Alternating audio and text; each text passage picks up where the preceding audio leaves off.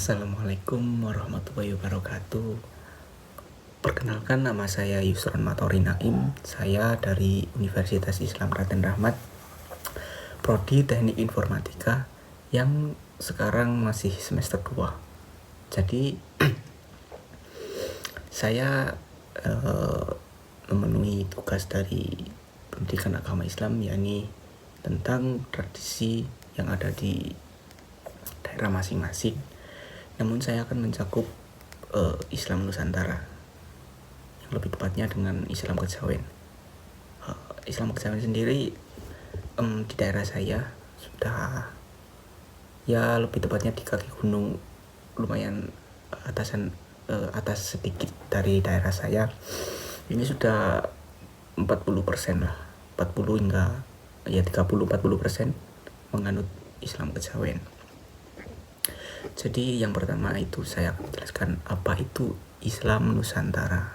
Ya, menurut saya Islam Nusantara ini adalah agama Islam yang cukup unik, karena Islam Nusantara ini Islam yang digabungkan dengan tradisi yang ada di Nusantara. Tradisi, adat budaya, ataupun adat istiadat, ya, adat istiadat Nusantara. Jadi tidak seperti di negara asalnya yakni Arab.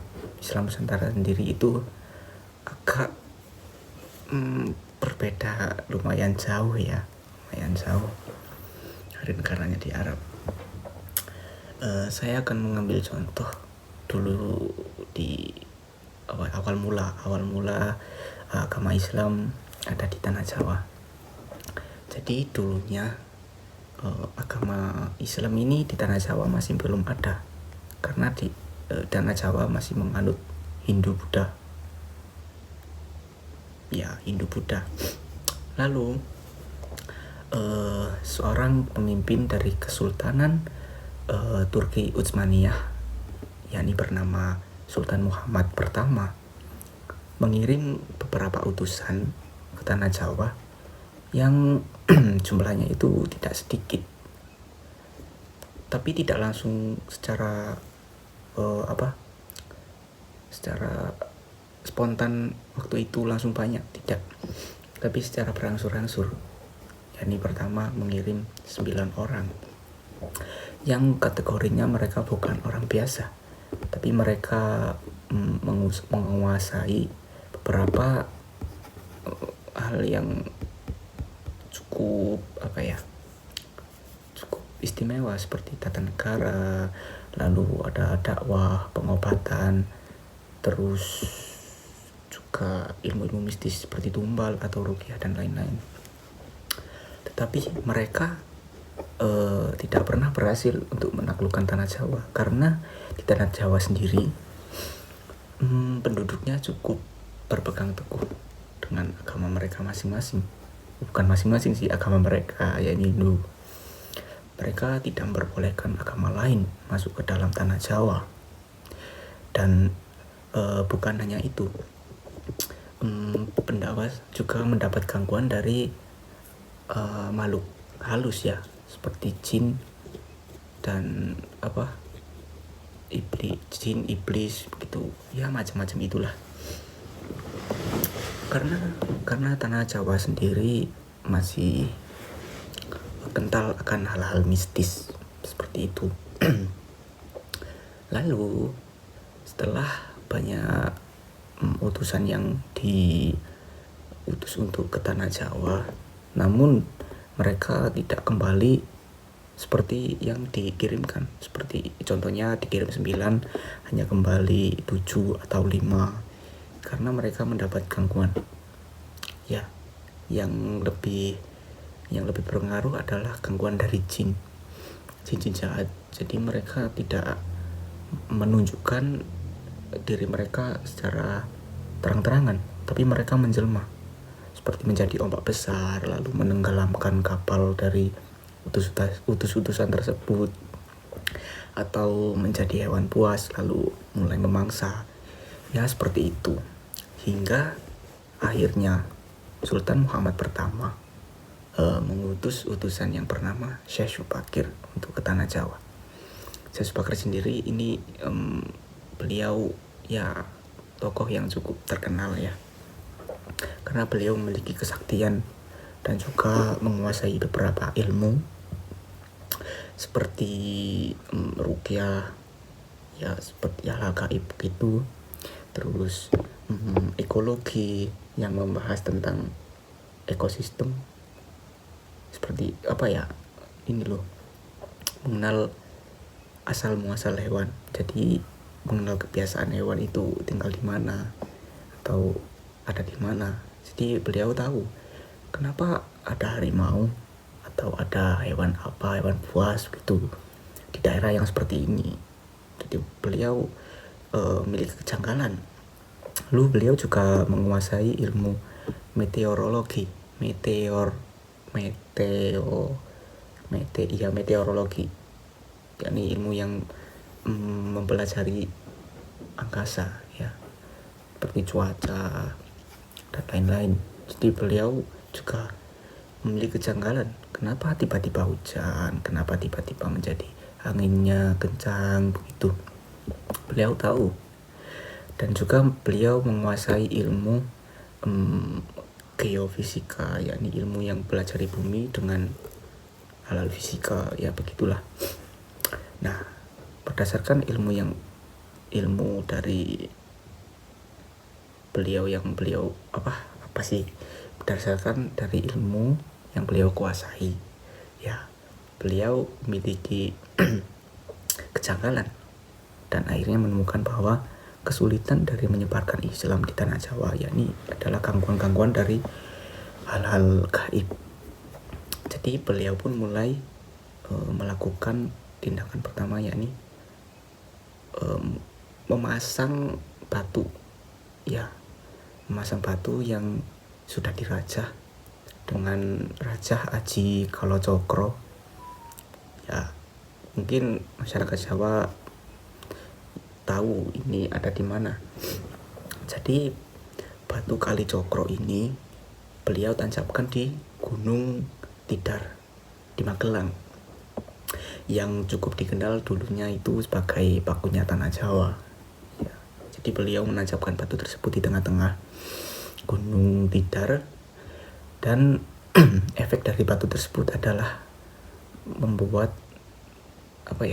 cuaca yang awalnya baik-baik saja, terang, lalu burung berkicauan, matahari bersinar hangat, itu tiba-tiba menjadi cuaca buruk seperti hujan lebat, lalu angin bertiup kencang dan lain-lain. Hingga akhirnya hal itu terjadi itu selama 3 hari 3 malam, dan itu secara tiba-tiba, dan mengakibatkan efek yang dirasakan oleh jin-jin tersebut itu terasa panas, dan kemudian kabur ke laut dan gunung-gunung lain. Contohnya kabur ke Gunung Merapi dan Gunung Bromo ya. Lalu hal tersebut berjalan selama 3 hari 3 malam hingga akhirnya penguasa tanah Jawa yakni Eyang Semar mulai terusik hingga akhirnya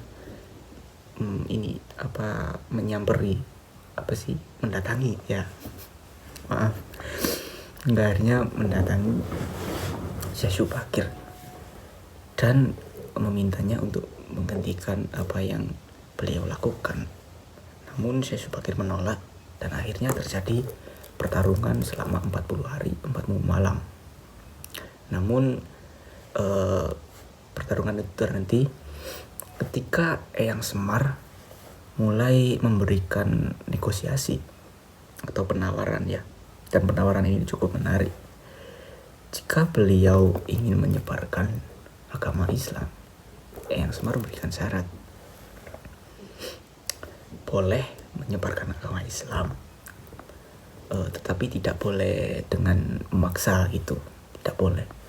Dan yang kedua adalah mereka boleh mendirikan kerajaan Islam, pemimpinan Islam, tetapi mereka tidak boleh meninggalkan budaya dari tanah Jawa yang bisa dikenal dengan wong Jawa ojo ilang Jawane.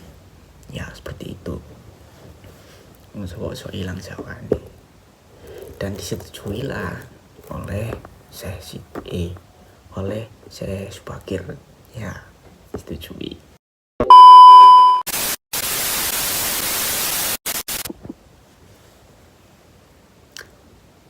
Baik, sekarang masuk ke segmen pembahasan. Jadi seperti yang saya katakan di awal, saya akan membahas Islam kejawen. Nah, setelah Syekh Syubakir mulai menyebarkan agama Islam di tanah Jawa, dan akhirnya berdirilah kerajaan-kerajaan Islam. Lalu di daerah saya ini adanya Islam kejawen itu diawali oleh cicit dari pemimpin pemerintahan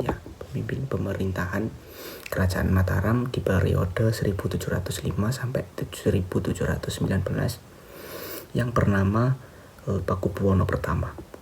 Jadi Pakubuwono pertama ini memiliki cicit bernama Kiai Zakaria kedua, yang lebih tepatnya dikenal di sini sebagai Eyang Joko, dan memiliki putra angkat bernama Raden Mas Imam Sujono. Nah, dua tokoh ini cukup dihormati lah di sini, karena beliau itu adalah yang membabat alas, atau bisa dibahasakan itu memulai kehidupan di suatu daerah, ya seperti itulah. Nah, daerah tersebut itu ada di Gunung Kawi, yang sekarang bisa dikunjungi di Pesarian Gunung Kawi. Jadi masyarakat setempat mulai menganut agama Islam kejawen setelah dibabat alas. Nah, agama Islam kejawen di sini itu tergolong agama Islam yang murni. Nah, jadi agama Islam kejawen itu tidak hanya satu jenis, tidak hanya satu aliran, melainkan ada berapa aliran. Namun yang saya ketahui itu ada 3, yakni Tata Dharma. Nah, Tata Dharma sendiri itu adalah Islam kejawen yang penganutnya itu lebih sering bertapa itu ya, melakukan doa-doa hingga mencapai tingkatan tertentu. Lalu yang kedua itu ada Abangan sendiri adalah Islam yang murni. Nah, jadi di daerah saya itu termasuk penganut aliran yang Abangan tersebut. Lalu yang ketiga saya mengetahui itu adalah Sumaroh. Jadi aliran ini itu tergolong penganutnya itu lebih pasrahkan diri kepada Sang Pencipta, seperti itu. Nah, dari aliran tersebut kita bisa mengetahui penganut Islam kejawen itu menganut aliran apa dari ilmu yang mereka pelajari. Jadi di kejawen itu ada beberapa ilmu yang mereka ajari yang memiliki identitas sendiri itu. Jadi kita bisa melihat ciri-cirinya dari ilmu yang mereka pelajari. Dan ilmu yang mereka pelajari itu salah satunya, saya tidak akan menjelaskan salah satunya, tapi akan menyebutkan beberapa ya. Yang pertama itu ada Kanuragan. Seperti namanya, Kanuragan ini fokus kepada raga. bagi yang mempelajari ilmu ini, mereka akan mendapatkan ilmu kebalan tubuh, dan juga ilmu bela diri yang cukup hebat, teman-teman. Jadi penganut ini itu menurut saya bisa mengidentifikasi penganut ilmu ini mengikuti aliran dari abangan ya, di daerah saya penganut dari ilmu abangan. Karena di daerah saya penganut Islam kejawen itu suka bukan suka, banyak yang memiliki pencak silat tapi tradisional. Nah, di pencak silat tersebut mereka mengatraksikan seperti adegan sembelih, ya disembelih tapi tetap hidup, atau dikubur hidup-hidup tapi mereka tetap ya tidak mati begitu. Lalu ya kan pencak silat ya, mereka jago bela diri gitu. Lalu yang kedua itu ada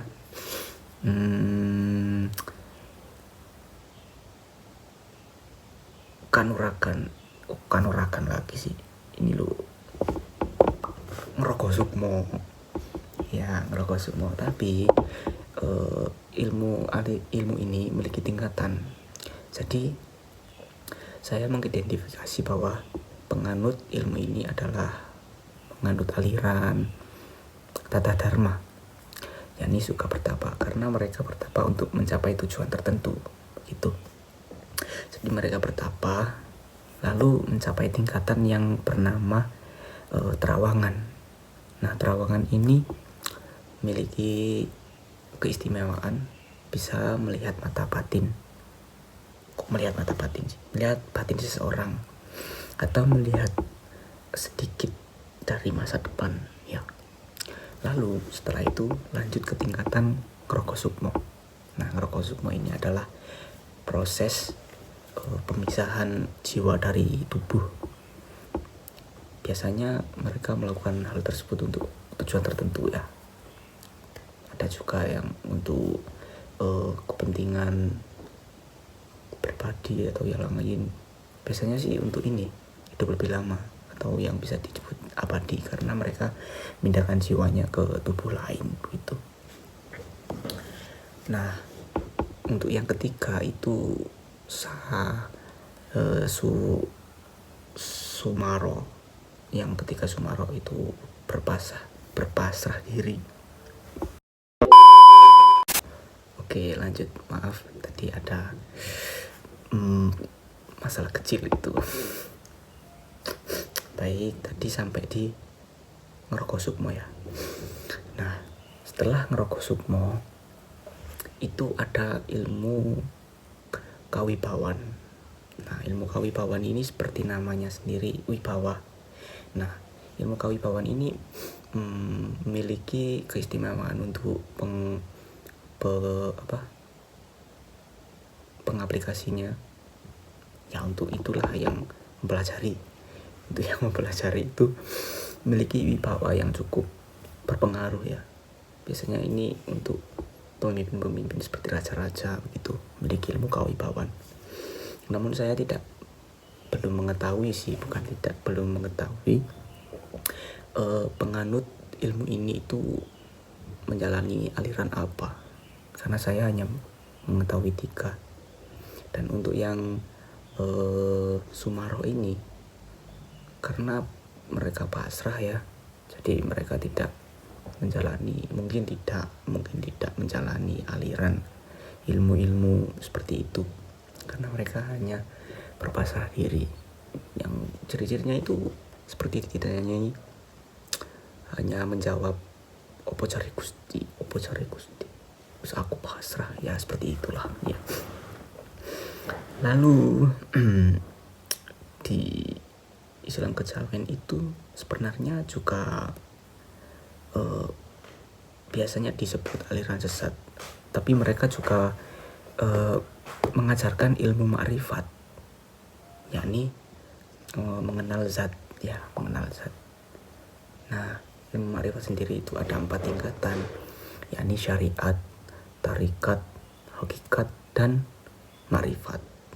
Nah, di kejawen sendiri makrifat itu dianggap adalah titik kesempurnaan manusia. Jadi orang yang sudah makrifat atau bisa, kalau di kejawen sih bisa berkomunikasi ya, berkomunikasi dengan sang pencipta gitu, itu mereka sudah dianggap sebagai manusia yang sempurna. Ini cukup bertentangan dengan Al-Quran sebenarnya. Nah, setelah mereka mencapai ranah makrifat, mereka akan merayakan dengan melakukan ini, maaf kalau agak creepy, mereka akan menumbalkan seseorang lalu membakarnya hidup-hidup, dan mereka akan mengelilingi dari, saya akan menyebutnya ingkung ya, mengelilingi dari ingkung tersebut dengan tanpa busana. Jadi tidak menggunakan apa-apa itu, dan melakukan ya seperti itulah ya. Nah, setelah hal tersebut itu berlangsung cukup lama gitu ya, dan mulai menyebar tidak hanya di blok Gunung Kawi saja, tetapi ke kaki gunung, hingga mencapai 30-40% penganut tersebut. Namun setelah adanya Wali Songo dan penyebarannya di daerah-daerah masing-masing ya, itu di daerah Gunung Kawi juga mendapatkan efek dari adanya Wali Songo tersebut, seperti mereka mulai menyukai wayang. Jadi kan wayang itu disebarkan oleh Sunan Kalijogo ya. Nah, Sunan Kalijogo ini dianggap sebagai Sunan Kejawen bagi orang-orang setempat, yang padahal Sunan yang menurut saya itu identik dengan Kejawen adalah Syekh Siti Jenar ya. Syekh Siti Jenar ini adalah penganut Samaroh, penganut Samaroh ya. Ini pasrah menurut saya, penganut Samaroh sekaligus Toto Darmo, yakni yang itu Ngroko Sukmo. Jadi mereka berpasrahkan diri, yang apa-apa menganut ya, apa-apa itu mengandalkan Tuhan, dan Tata Dharmo yang Ngroko Sukmo tersebut. Jadi Syekh Siti Jenar kan dulu dikatakan, itu akan saya ceritakan lain-lain ke berikutnya saja. Tadi sampai di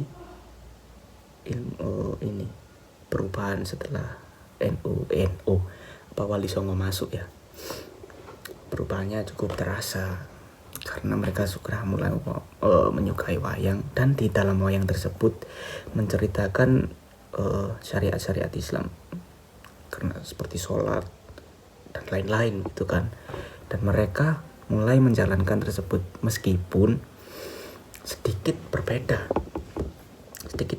dengan agama Islam Nahdlatul Ulama ya, Nahdlatul Ulama, Muhammadiyah atau yang lain-lain. Karena mereka menjalankan sholat itu gerakannya itu cukup beda gitu loh ya. Dan mereka berpuasa itu sesuai dengan tetuah yang ada di sana, yang ada di daerah tersebut. Seperti mereka bertapa menentukan hari puasanya dimulai di hari apa, lalu diakhiri di hari apa begitu. Jadi tidak kaget, mereka itu bisa saja melakukan puasa lebih dulu daripada puasa yang dilakukan masyarakat Nahdlatul Ulama ataupun Muhammadiyah. Tapi juga mereka bisa saja mulai mengakhiri puasa atau hari raya lebih dahulu daripada Nahdlatul Ulama dan Muhammadiyah. Seperti itu. Sebentar. Oke, lanjut. Lalu selain mengajarkan ilmu makrifat,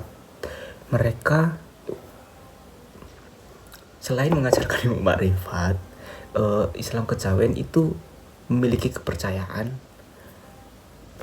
bahwa tubuh manusia itu menyatu dengan Tuhan. Jadi atau bisa disebut itu manunggaling kawula Gusti. Ya, manunggaling kawula Gusti. Jadi ini itu ajaran Islam kejawen yang murni sih, murni. Yang saya ini masih yang murni. Ya, meskipun ada sedikit sentuhan sudah Islam yang tidak Hindu ya, karena mereka menganggap Tuhannya itu sudah Allah Subhanahu wa Ta'ala. Jadi bukan lagi zat yang Maha Esa ataupun sesuatu yang besar gitu ya, yang tidak nampak. Karena zaman dulu itu belum dikenalkan Tuhan. Ya hanya untuk apa ya, itu meyakini bahwa Tuhan itu ada dan hanya satu, yaitu yang Maha Esa. Tapi bukan dikatakan Allah, hanya yang Maha Esa. Ya seperti itu. Nah, manunggaling kawula Gusti ini bukan mirip, ya memang seperti Syekh Siti Jenar. Nah, ini dia. Syekh Siti Jenar menurut saya adalah sunan yang cukup menurut saya lebih pantas dikatakan sebagai Sunan Kejawen, karena beliau ini tidak melakukan sholat, bukan tidak melakukan sih, kayak lebih tidak menampakkan bahwa beliau ini melakukan sholat dan lain-lain. Jadi beliau itu lebih terkenalnya kan karena manunggaling kawula Gusti ya, menjadi satu dengan Tuhan. Nah, di Islam kejawen juga diajarkan seperti itu, bahwa Tuhan itu adalah kita. Tuhan ada di dalam diri kita. Jadi seperti itu. Ya akhirnya Syekh Siti Jenar pun ya oleh Sunan Kalijogo, dan akhirnya Sunan Kalijogo dikenal sebagai Sunan Kejawen dikarenakan penyebaran agamanya yang melalui budaya yang terkenal di Jawa seperti itu. Bagi saya sendiri sih, Islam kejawen ini cukup unik ya. Bahkan saya sangat tertarik untuk mempelajari Islam kejawen. Dan bahkan ketika seseorang yang awalnya itu dari kecil sudah mempelajari Islam kejawen, lalu masuk ke dalam Islam yang Nahdlatul Ulama, itu orangnya pasti lebih giat untuk beribadah, lebih mumpuni dan lebih mumpeng daripada orang yang dari kecil sudah memahami Islam yang ini, Islam yang apa ya, masa Islam yang Nahdlatul Ulama, Islam yang murni ya, bukan Islam kejawen murni, tapi Islam yang murni. Ini mereka lebih hebat itu, jadinya itu menjadi orang yang berpengaruh karena mereka sudah mendalami ilmu-ilmu di Islam kejawen, lalu mereka juga mendalami ilmu-ilmu di Islam murni. Jadi kombinasi yang gitu ya kan ya. Menurut saya mungkin ini sudah cukup ya, sekiranya ada kurang lebihnya saya mohon maaf.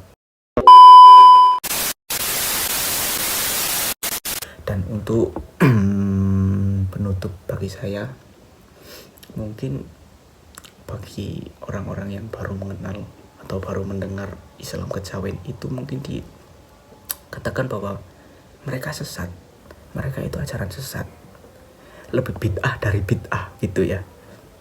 Tapi menurut saya sendiri agama Islam kejawen itu suatu budaya gitu ya, dan jadi diri dari daerah tersebut, karena itu sudah turun temurun gitu loh. Dan ketika mereka disenggol ataupun kita mengomentari gitu ya. Mengomentari itu sebaiknya jangan menyinggung, karena dari awal saya Subakir dan Ayang Semar sudah melakukan perjanjian bahwa tidak akan menyebarkan agama Islam secara paksa dan tidak boleh hilang jati diri atau budaya Jawa. Jadi Islam kejawen ini termasuk budaya Jawa tersebut. Bagaimana jika dihilangkan? Apakah tidak akan terjadi perselisihan? Ataukah akan terjadi sesuatu yang besar di tanah Jawa? Kejadian apa itu, insiden, ya kan? Menurut saya ini cukup kita meyakini dengan keyakinan masing-masing ya, bahwa kalian bisa meyakini Islam kejawen ataupun Islam murni menurut kepercayaan masing-masing. Dan untuk yang menjalani Islam murni cukup mentoleransi saja. Jadi kita tidak perlu terlalu membenci ataupun terlalu ini harus dirubah. Menurut saya tidak ya.